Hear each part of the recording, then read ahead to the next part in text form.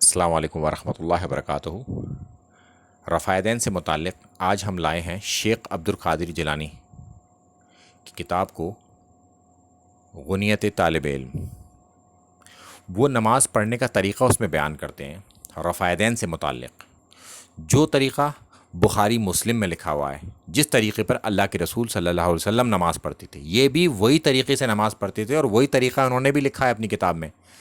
جب نماز شروع کرتے تو دونوں ہاتھوں کو بلند کرتے، یعنی کہ رفع یدین کرتے، پھر رکوع میں جانے سے پہلے رفع یدین کرتے اور رکوع سے اٹھ کر رفع یدین کرتے۔ یہ بھی رفع یدین کرتے تھے۔ اچھا، ان کے ماننے والے ہمارے انڈیا، پاکستان یا بر صغیر کے لوگ یہ کہتے ہیں کہ 11ویں والے بابا، جن کے نام کی 11ویں ہوتی ہے نا، یعنی کہ شیخ عبد القادر جیلانی شافعی تھے۔ کیا شیخ عبد القادر جیلانی نے کہیں لکھا ہے کہ میں شافعی ہوں؟ شافعی اس طریقے سے نماز پڑھیں گے، حنفی اس طریقے سے نماز نہیں پڑھیں گے، یا باقی لوگ اس طریقے سے نماز نہیں پڑھیں گے؟ اگر وہ کہتے ہیں کہ وہ شافعی ہیں تب ان کی بات مانی جائے گی۔ اگر ان کے اوپر کوئی الزام لگا دیتا ہے کہ وہ تو شافعی تھے، تو اس کی بات کیسے مانی جائے گی؟ مانی تو اس شخص کی جائے گی جو خود بتائے کہ میں شافعی ہوں، یہ حنفی ہوں، میں مالکی ہوں، میں حنبلی ہوں۔ وہ تو اس بات کو کہہ ہی نہیں رہے۔